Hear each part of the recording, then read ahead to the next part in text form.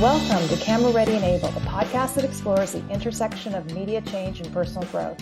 I'm your host, Barbara Barnett-Abel, and my calling is to help you tap into your superpowers to thrive on camera and in life, and to make an impact on the world. This encore episode of Camera Ready and Abel is brought to you by the phrase, "It gets greater later," which is the signature mantra of the divine Bevy Smith, who first came on the podcast in late 2021. If you don't know Bevy, you're in for a treat. She's a quintessential Harlem girl, best-selling author, Gracie Award winner, and host of Sirius XM's Bevelations on Radio Auntie. And very importantly to the Camera Ready and Abel community, Bevy successfully transitioned from a very lucrative career as a fashion advertising executive in her 30s to become a media personality and businesswoman in her 40s and beyond, hosting not only Bevelations, but Fashion Queens on E, Page 6 TV, where I had the pleasure of working with Bevy, to her impactful talk on the TED main stage, How to Discover Your Authentic Self at Any Age. Her opening line, by the way, was, "I am a late bloomer." It's had nearly 2 million views on YouTube, and I will include a link in the show notes. You should watch. So when Bevy says it gets greater later, she knows what she's talking about. In this episode, Bevy generously shares the best of her Bevelations, her insights into the steps she took to live the life of her dreams. Enjoy. Welcome, Bevy. I have been living for this moment since I launched my podcast. Barbara, I love you so much. Absolutely adore you. Thank you so much for having me on the show. And you know, I'm a very big fan of Barbara Barnett-Abel.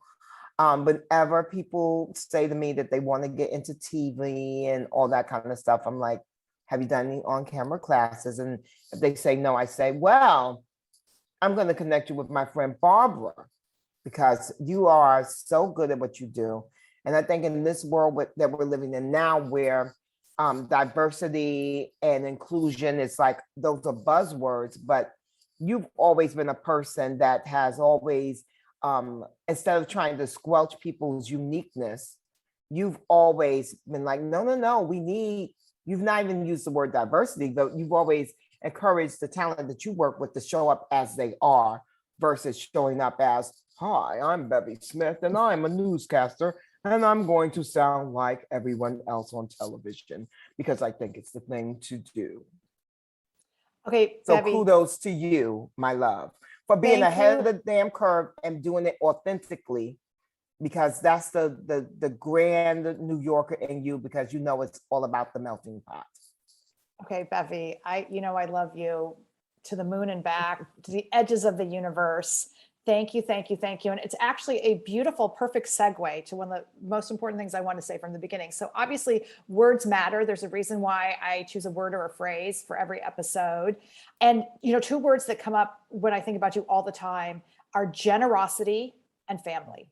So I wanted to start from those two places because it is at the core of who you are. And I mean, you just demonstrated your generosity there. So, I appreciate you so much. But so you can run with either word, but it really is. I mean, you live family first. Yeah, family first is a really, really big part of who I am and why I am. I'm very fortunate to have a beautiful family. We lost my dad in April of 2020. My mom is still here, 93 and kicking.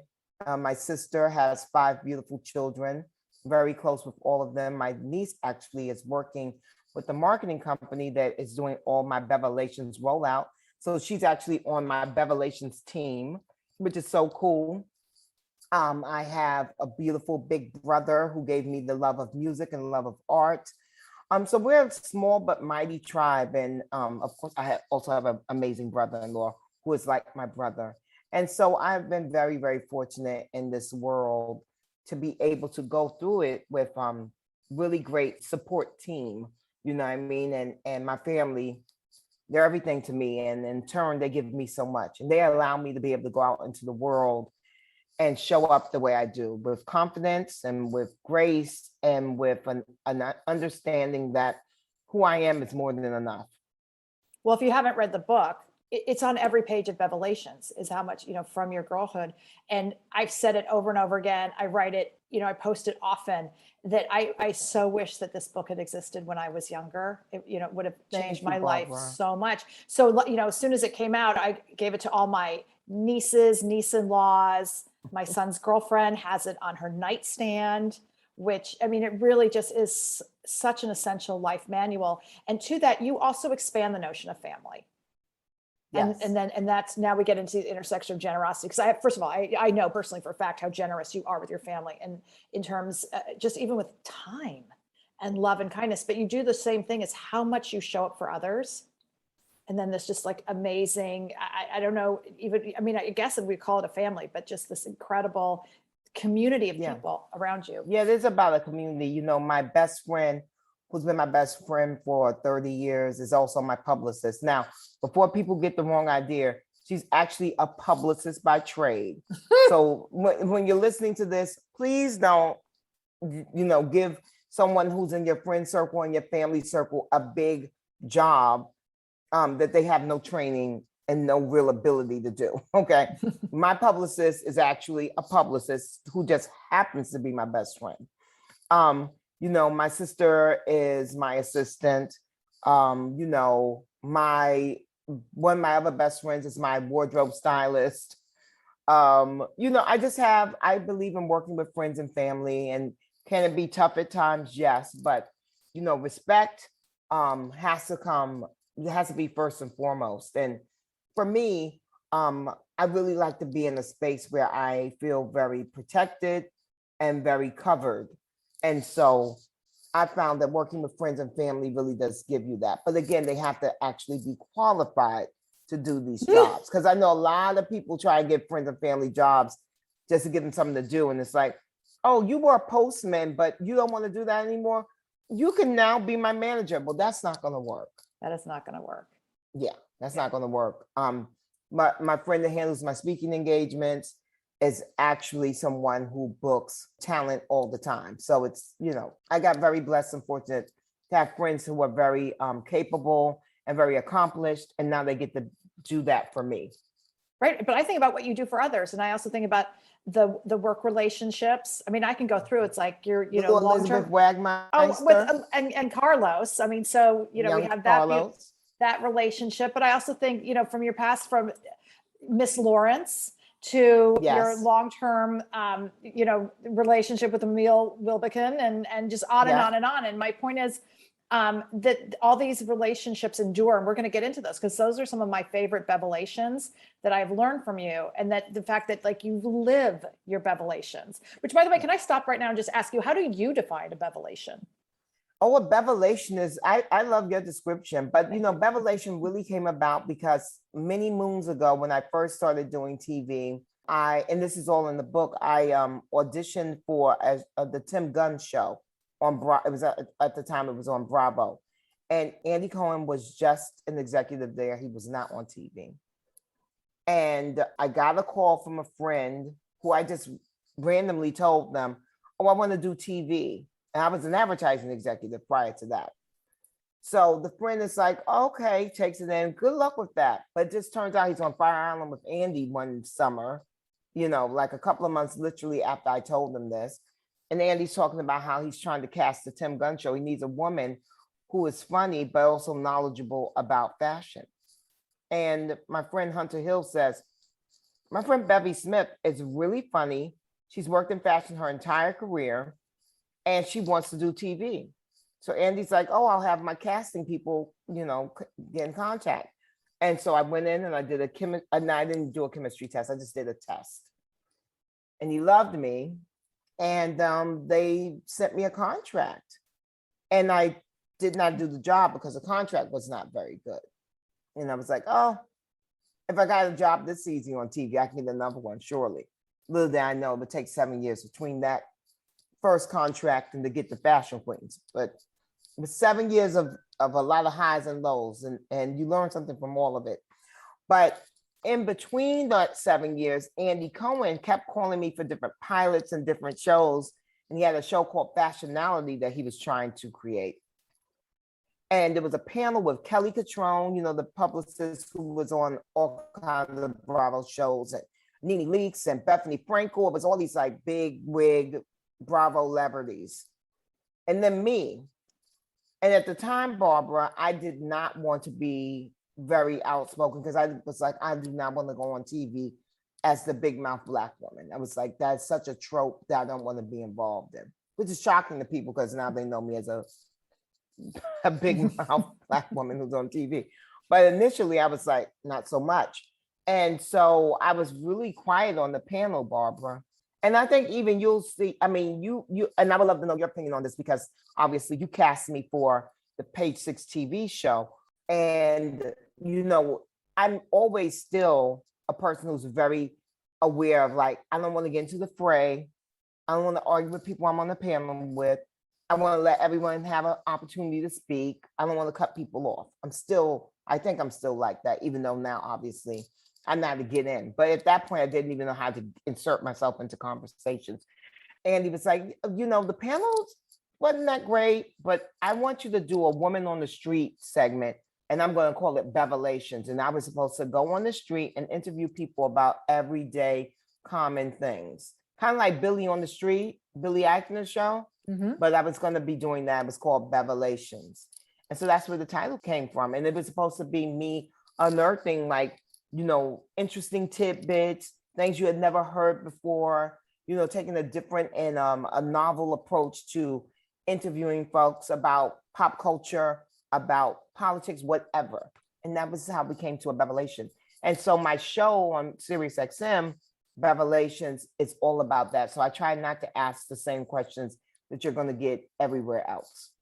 So if you're on a press junket and a celebrity, I don't allow you to sit up there. I'm not going to ask you the same things like, what was it like kissing Brad Pitt? Like everyone's asked you that.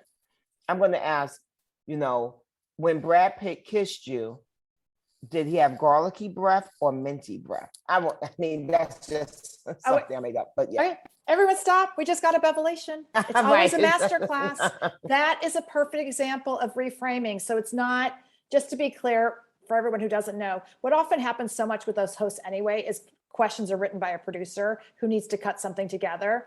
And so there's a reason, but what you did is like, okay, they want to know about the kissing. How can we make this an interesting question instead of the same old, which is the driver. I actually also want to stop because that's such a fabulous story that everyone has to buy the book to get the whole amazing journey and all the information you share and why it really is a life manual of how you transitioned your whole life and your career and pursued a dream. And yes, mega manifested, going from a job working behind the scenes in fashion advertising to being a media personality and a media mogul, and how you did it, and how if I follow those steps, I can do it too, which by the way, we're in process.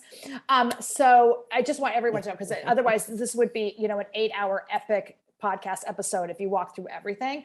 But I wanted to then reframe, because the first time we ever actually talked about this, Bevy, and I don't know if you remember, but we had coffee at the Royalton in late 2016, and I interviewed you for my blog, my nascent blog at the time. And I post it every year, and it's called, the title of the blog is 7 Bevelations That Will Change Your Life. And I post it every year, and I read it every year, and it's still so relevant. So I want to go through. Are you serious? I'm totally serious. And I walked you to the radio show. What job was that? On my, you were doing radio, you were doing Bevelations on Radio Andy, and we were in between stuff with Page Six TV. I think that we had done the test run, but the show hadn't launched. It hadn't been picked up yet.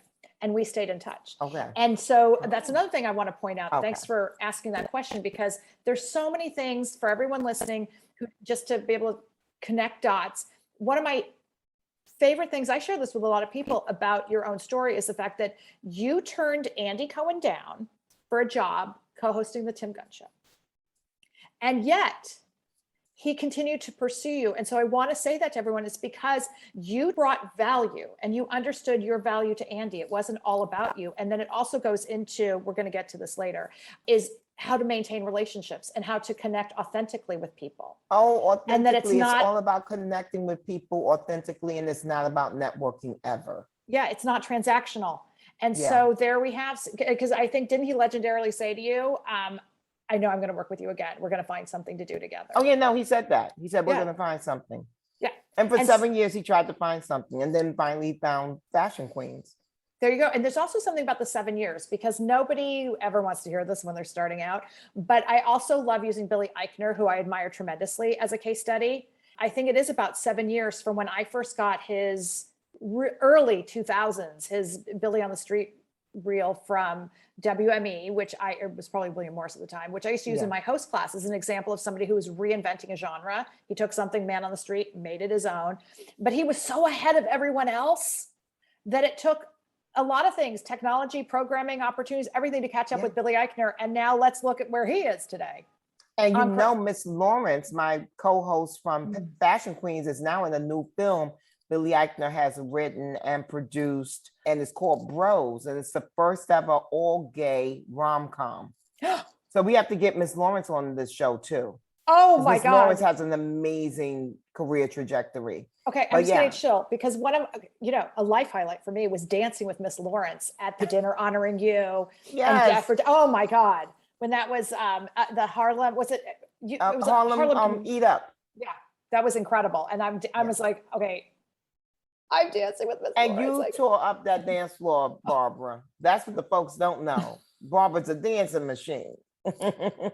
Barbara's got soul. Oh, Bevy. Oh my God, I'm gonna die and go to heaven. So I'm gonna go through our Bevelations by the way, I will link the blog post in the episode notes so people can go to them. But the first thing you said to me was be strategic. So walk us through. Well, for me, being strategic is, it's so weird because I was in such a different place in my life back then. And now I'm in this really amazing season of my life where I've done the work. Like literally, Barbara, I'm very blessed and very fortunate. I've done the work and now my phone rings. So I'm actually not in a space of pursuing anything right now. I'm in a space of receiving. I'm in a space of abundance. But it took me being strategic for all these years, really looking at the landscape of TV when I first started doing TV, which is 15 years ago. There weren't a lot of spaces for a woman like me. You very rarely ever saw Black women on different types of talk shows and things like that. If you did, they looked very similar to their white counterparts in that they had long hair.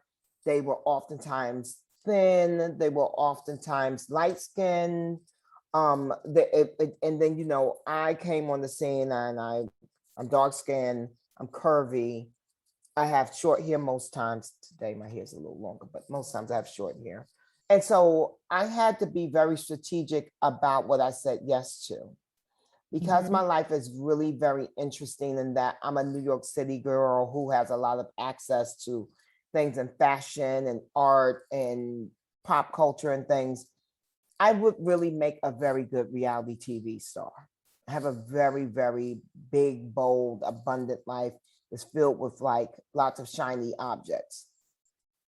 But I also realized that if I did reality TV, well, one, I don't want anybody in my business. And two, I don't know how you get out of that. Very few people, and I was right, very few people have been able to transfer their reality TV stardom into mainstream hosting and different things like that. There's very few. Very few. You look at all the big names in that space from like 15 years ago, and most of them are not doing what they set out to do. Most of them are still in that reality TV space where you make a lot of money, but it's like, to me, it's kind of one note. It's like, okay, you just keep doing it and doing it. And so I was very strategic in saying no to that. I was also very strategic in knowing that I did not want to go on a show where I would be like the comic relief in the way of like, I'm the Black sassy woman who's like gonna come in and let me tell you something, or I need a man, or I was like, nope, I'm gonna show up on TV and I'm gonna fully express myself. I'm going to let people know that I love art and I love travel and I'm a big social kind of person. For a time, people used to try and call me a socialite, Barbara. And I was like, well, I'm not a socialite, but I definitely am a gal about town. And so I was strategic in making sure that people understood that I had layers and levels versus just accepting the fact that the way I was on the surface was enough for TV. Like I could have gone on TV and just been like, Al, what happened? I could have done that all day. But I also knew that this would be a trap because then I'm one note. I don't get to do all the things. And like, on Page Six TV, I always tell people, I'm sitting next to a young blonde white woman with blue eyes. It would have been very easy for me to be put into a space of like, she's the like belle of the ball, and I get to be kind of like the woman who's on the sidelines and just there to like give her comic relief, or you know what I mean? But I was like strategic enough to know, nope, I'm not going to do that. What I'm going to do instead when I show up at Page Six TV is I'm going to frame it so that folks know that I'm an expert on a myriad of things. And that's what's going to come through. So being strategic is a big part of like knowing and understanding your brand, and then making sure that you put that forth. And, people will try and give you money based on the way they see you. And I will tell you this, all money ain't good money. That's a Bevelation. All money ain't good money. So just because someone wants to give you an opportunity, with quote fingers, an opportunity, and just because they're like, oh my gosh, you would be so great at that. If it doesn't fit into how you see yourself, if it doesn't fit in your spirit, then you just say no, as Nancy Reagan used to say, just say no. And that's I promised a masterclass. People, are you listening? Are you taking notes? The one of the things I love about the podcast, so easy to rewind, listen to this again, because Bevy, there's so much I just heard in there and that I know of you. One, and we haven't even tapped into this yet, is how values driven you are. And so, and it very much is a part of the story you tell in your book, but your commitment to yourself, your family, your people, your community, and staying true and honest to that is so powerful. It also takes a lot of courage, to your point. And so, yes, you use strategy and tactics actually to enable you to do that and to move forward and to show up into the world and be impactful. And so part of being authentic is, well, one, you have to know yourself well enough to understand what your values are and what you stand for and what you believe in. Shakespeare has one of my favorite Bevelations: to thine own self be true. You have Amen. you have to be true to yourself. And then, like you said, Barbara, you have to know yourself, right? Mm-hmm.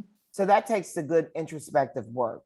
And you have to have a set of core values that you attach to yourself and to your life. And again, one of the biggest things, guys, I want everyone who's listening to understand is that people will always try and tell you what you should be doing and what you are good at. And some people might actually be spot on.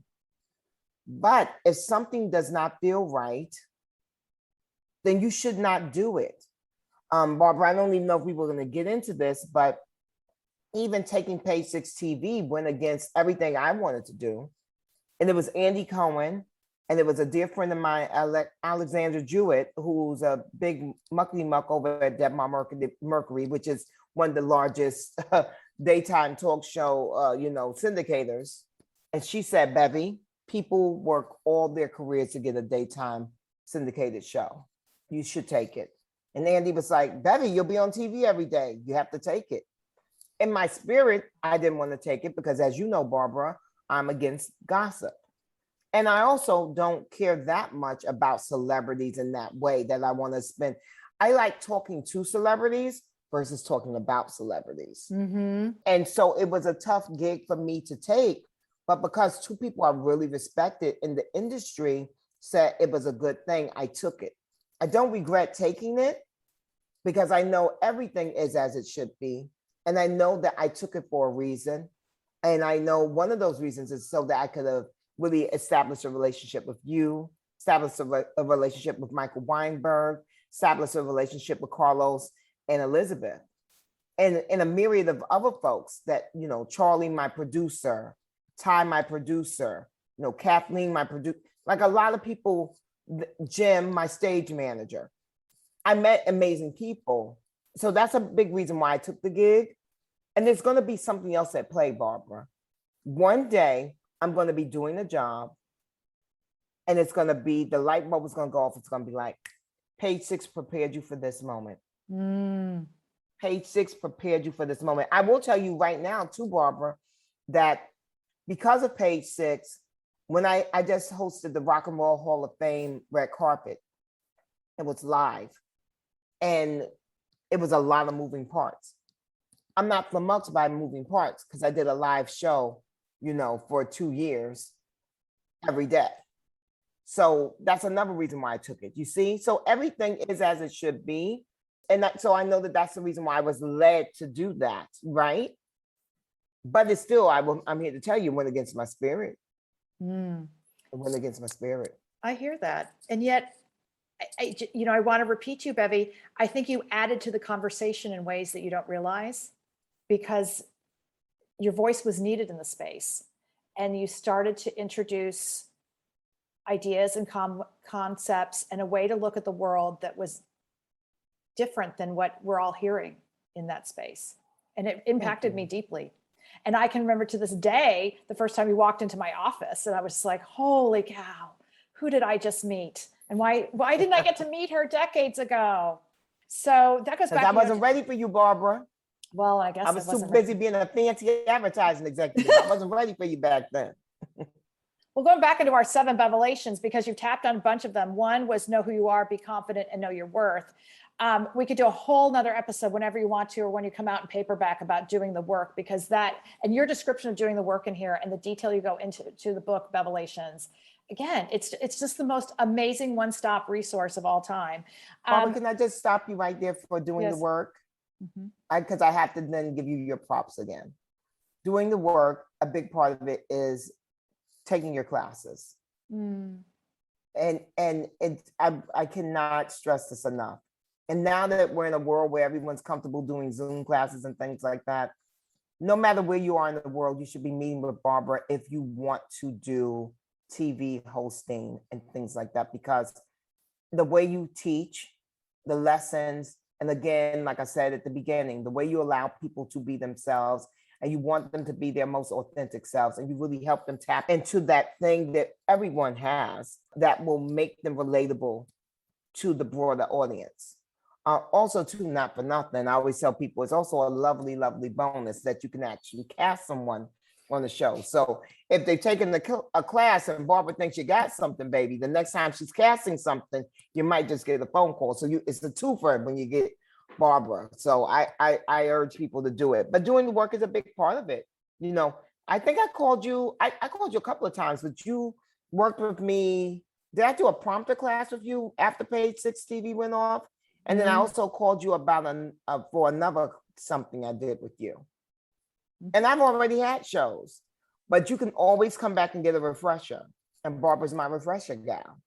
So that's a big part of doing the work. You can don't rest on your laurels. You got to make sure that you're on top of it. You're not rusty. You know what I mean? If you don't use it, you lose it. Okay, Bevy, I so appreciate you and I love you, and so much gratitude. That was the most generous, goes back to the first word. But also going to, to your point, this is one of the only spaces where people don't realize they need to do work. And the work is complex because it's mindset, technique, and practice, which, by the way, you run us through in the book. But athletes never stop training. Never. No. I always say, Serena doesn't wake up going, I'm the GOAT. I'm just right. stupid. Right. A really important thing, we talked about the 7 years, play the long game. You play the long game, and now you're sitting in abundance. Yeah, and I played the long game, and something because of this, you're getting me in a really interesting space in my life right now. Playing the long game, and that I have literally, and it's in the book, Barbara. But when Page 6 TV was canceled, I was the only person who was not trying to find another job in this space, because what I realized is that, well, one, I was like, ooh, child, that everyday TV show early in the morning grind, to come and talk about things that well, I can talk about it, but does it jazz me? Does it excite me? No. And I decided that I was like, I don't really want to pursue something like that again. And I also, the only TV show, and still to this day, that's currently on the air that I would really love to be on is The View. That's it, because they get a chance to talk about a wide range of things, pop culture and politics, and interview celebrities, and it's all the things, right? But outside of that, not so much, right? So my long game now is looking vastly different than it did, when Page 6 TV got canceled. And I'm very patient. So as soon as the show got canceled, I decided I wanted to lean more into acting. I wanted to bolster back up my speaking engagements because that was something I had done for many years. It's something I enjoy a lot. I do a thing called Life with Vision, which is my own kind of manifestation course. And I do speaking engagements with corporations, and all that stuff pays very well. And it also brings me joy, right? So we always should be looking for things that pay us well and bring us joy. And to everyone that's out there listening, I know a lot of people will tell you, do the work and the money will come. Yes, that's true. But also make sure that just because you're doing the work that you love to do, that you're also not shortchanging yourself. Mm-hmm. Barbara charges what she charges. There are people that you can go to that are cheaper. But the reason why Barbara charges what she charges is because she has a really unique skill set. Something I say in my book is a red soul proposition. She's not going to try and fit you into a cookie cutter mold. She's going to let you be your individual self, and she's going to allow you to let your freak flag fly, but make you that much better and make you perhaps more palatable. And she's going to teach you a strategy on how that your uniqueness can also be welcomed in the world. Because sometimes to be an outcast can be a lonely thing, but she's going to teach you how to be unique, but also marketable. So for me, I'm now in a space of where I'm not pursuing any of those gigs. I filled in for the Wendy Williams thing. She's, on hiatus right now. So I did a panel. It was me, my Elizabeth Wagmeister, Devin Simone, and Michael Yo. I'm coming back again a couple of times this month to do it. They call me. So yeah, I'll do it. It's, one time, a couple of times a month, or a couple of times, a week. That's fine. But I'm not pursuing anything like that. People are like, oh, you should be trying to get the Wendy Williams show. First of all, Wendy Williams is coming back. Second of all, I don't have the stomach to do that work. Like, I can't do it, Paul. The people can read through it. That's just not what I want to do. I love, love, love my nice life with my radio show where I get to talk to celebrities, and people love coming on my show, and no one is afraid to come on my show. I like that. One of the things that was tough about Page 6 TV was people were actually afraid to have me at things. But we're back to the long game. So anyway, now my long game looks vastly different, but now I've started acting. I'm planting all these different seeds, right? And I've been doing that for a long time. And I'm excited to see where it takes me. Mm-hmm. So in December 3rd, there's a new show that's coming out on Amazon called Harlem. And I am in that series. And my role is Aunt Tammy. And my nephew is a guy who is a fancy schmancy chef who comes back to Harlem and wants to gentrify it. And I let him have it at every turn. So I was supposed to only do three lines. And I think I'm in 3 scenes instead of 3 lines. So it's very exciting. I feel like we're breaking news. This is so exciting. It is actually. You're the first person I've really talked to about it. And then another big thing that I did was there's a new Mahershala Ali film called Swan Song, starring him and Naomi Harris.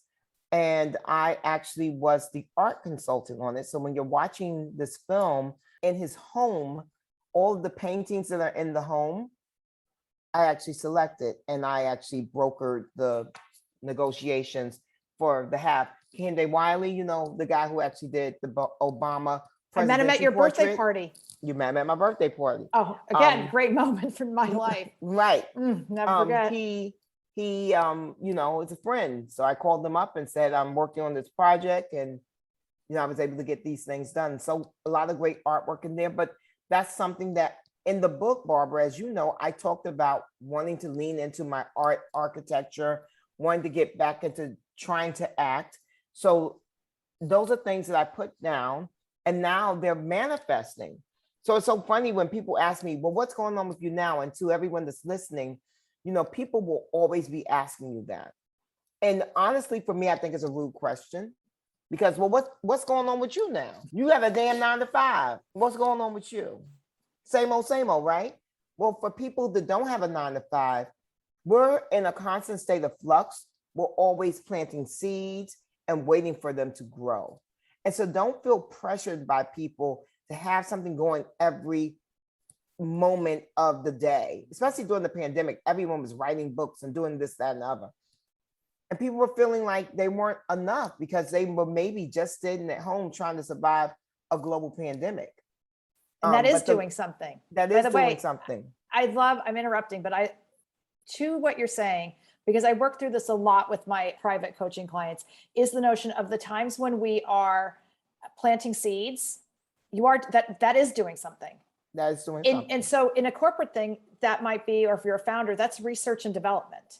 That is functional. But because we haven't gotten to the end result and we don't have the thing, we devalue what we're doing and become apologetic. And so I bravo you for pointing that out, because it's the same thing too, seasonally, just to stretch the metaphor, if you're farming, sometimes fields need to lay fallow to regenerate.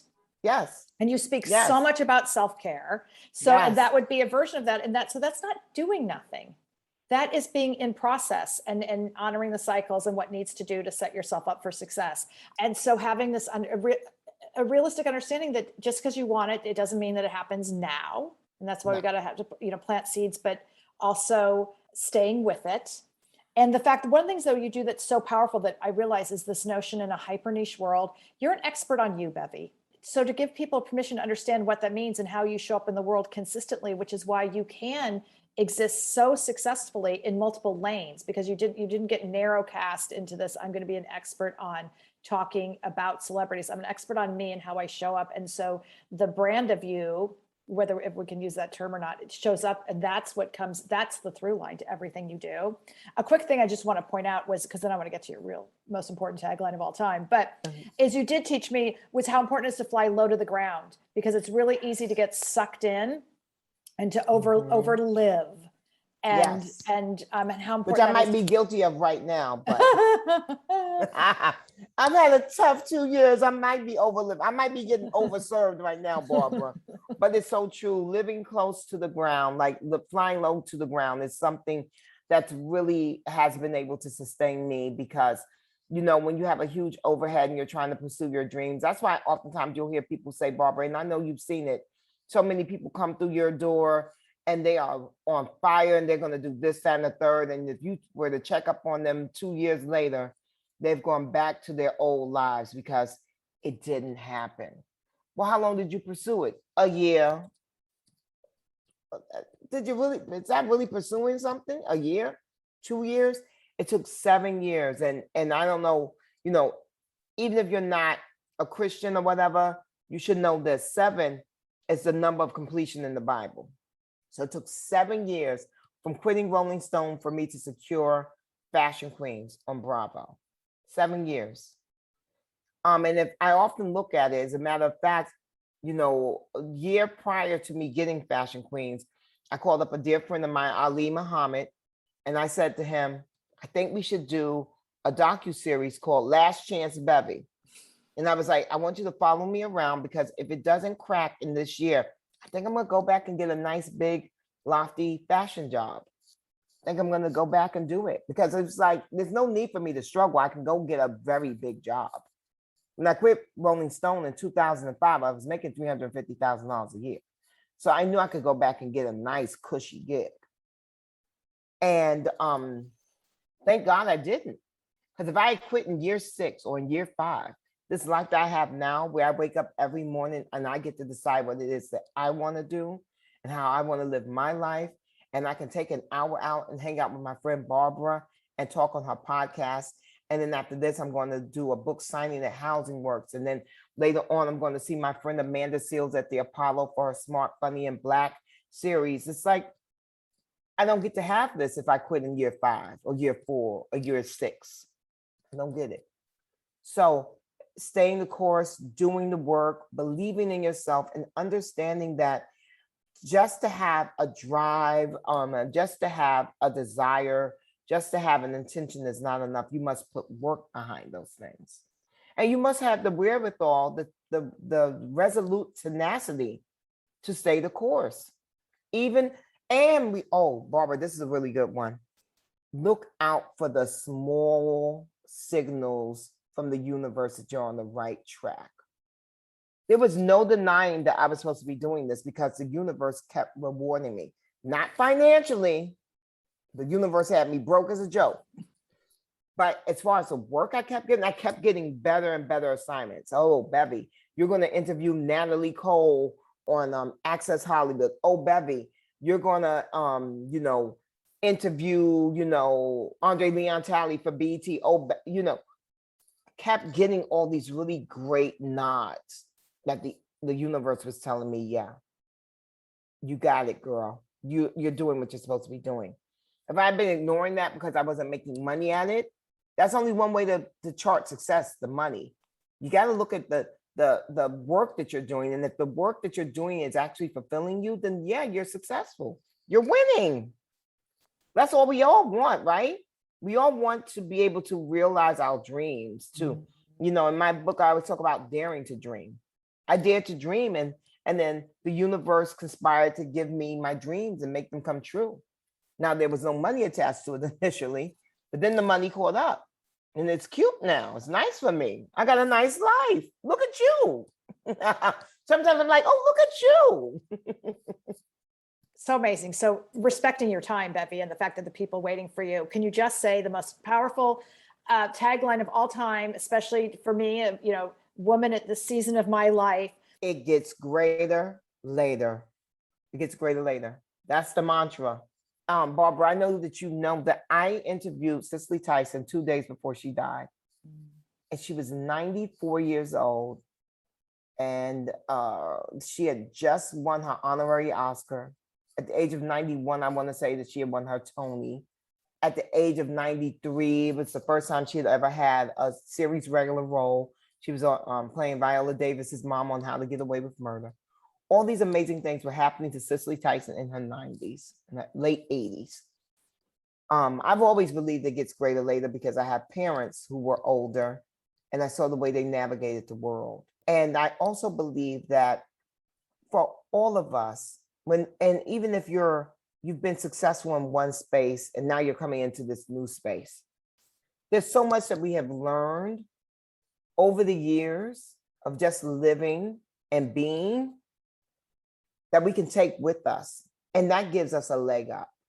I took all the information that I had acquired as a fashion executive, as an advertising executive, as a girl from Harlem, all these things, as a world traveler. I took all that information and I used it, and I still use it, but I used it on Page 6 TV. And I use it on Bevelations. And I'm going to use it on Wendy Williams' show. I take all of it, and it really does. It gets greater later. Because if I'm doing this work when I'm 30, I do not have the same skill set, do not have the same wide, very, kind of wealth of knowledge that I can tap into. So it really does get greater later. And at every stage in your life, you can look at people who are in your peer group and you can say, wow, it took them a while. Or, wow, I thought they were doing it then, but look at them now. If you believe in that mantra, it gets greater later, then it really does fuel you with this sense of hope and optimism that, I'm not done yet. There's still more story of my life to unravel. And I really do believe that it gets greater later. It's my mantra. It's what I stand in. It's the reason why I can get up every single morning optimistically, because I don't know what tomorrow is going to bring. I don't know what today is going to bring, but I always wake up like excited about what's next. Oh. And it's a great space to live in.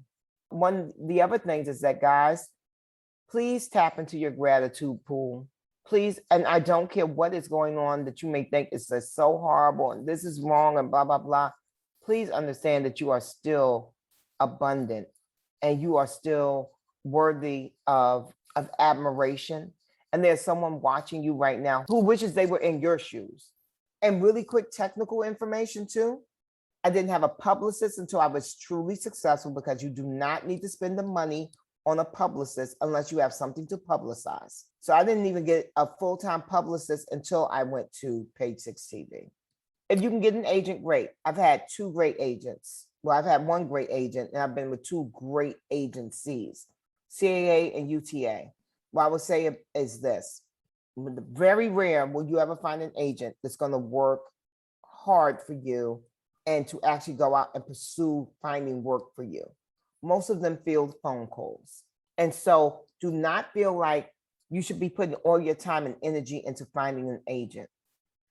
What you need to be doing is putting all your time and energy into your craft, and then your agent will find you.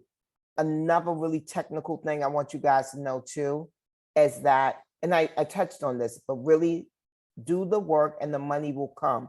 But once you've done the work, make sure the money that is coming your way is actually the right amount of money. Do not undersell yourself. Just because you can do this with your eyes closed does not mean that you should close your eyes to getting your check. And that's a bevelation. Do not undersell yourself and do not undervalue your services. You know, Barbara charges a good coin because she's going to do the good work. And yes, you can get someone cheaper. Go and see how that works for you. My acting coach is not cheap. And that's okay. Because when I went on that set, the way she had prepared me, when I went on that Amazon set and I was working with Tamara Tooney and I was working with Megan Good and Whoopi Goldberg is on the same exact show that I'm on, and all these people. So this is a real production. It's written and produced by the woman who wrote Girls Trip, Tracy Oliver. So it's a big deal. I go on this set. My coach had trained me so well that when I knew the interior of my character so well, that when they said, you know, Bev, we think we want to see you ad-lib with the character, I was able to do that. Now, if I go into a coach that was just worried about me memorizing lines, I don't have that. I don't have that ability to do it. And then guess what? I'm probably not in 3 scenes. I'm probably in the 1 scene doing the 3 lines, which is what I was contracted for. So you have to be investing in yourself. You know, you have to be investing in yourself, and you should be showing up as you want to be seen. Those are some of my little tips. Okay, you're a gift, and the gift we just gave is a masterclass that, just like my blog post from January 2017, this is eternal. It's timeless. I feel like we could all come back to this episode in 5 years, and everything you've just said is so relevant. Everything's a bevelation. You really live and walk your truth, Bevy. So thank you so much for being so generous with yourself and your time today. Thank you, my Barbara. I love you so much. I so appreciate what you do in the world. And again, I will shout this from the rooftops forever and a day, that you were one of the first people to really live that diversity and inclusion talk that people like to do. Again, anyone I've ever sent to you, you let them show up as themselves. You do not try to get them to change for the business, for the entertainment industry. You're like, oh no, we're going to take what you have and we're going to polish it, or we're going to shift it, or we're going to remix it so that you can find work as you are. And that's the sign of a great coach. Thank you. I love you. So Bevy, remind everyone, in case they don't know, is where do we find your Bevelations radio show every day? Sirius XM channel 102, and I'm on Radio Andy, which is Andy Cohen's channel. And by the way, Instagram every day, sometimes multiple times a day, you share additional Bevelations and a masterclass in your posts. So not only like fun photos. And by the way, do you know I have a whole separate file of your mom, who's such an inspiration to me, my mommy. and has such, she's so elegant and just really carries herself with so much dignity. So your mom, just her, her church looks or everyday lunch with you is just the cutest thing. So there's so much fun and joy for following you on Instagram. But I meant that, again, every day is a masterclass. So thank you. And BevySmith.com for all things Bevy. You can follow me there, and you can find out about all my personal appearances. You can also buy the Bevelations mug, tote bag, journal, all the things. Yes. Okay. So thanks for mentioning that, because now I know what everyone's getting for Christmas. Since last year they all got the book, this year they'll get the mug. I love you, Barbara. I love you. And I want to say I love my listeners. So thank you for listening to Camera Ready and Abel. If you enjoyed this episode, please leave a 5-star rating. It's much appreciated, and it really does help. If you're interested in media training or help with career strategies, please shoot me a note via my website, abelintermedia.com, and be sure to download my free ebook, 12 Tips for Success on Camera.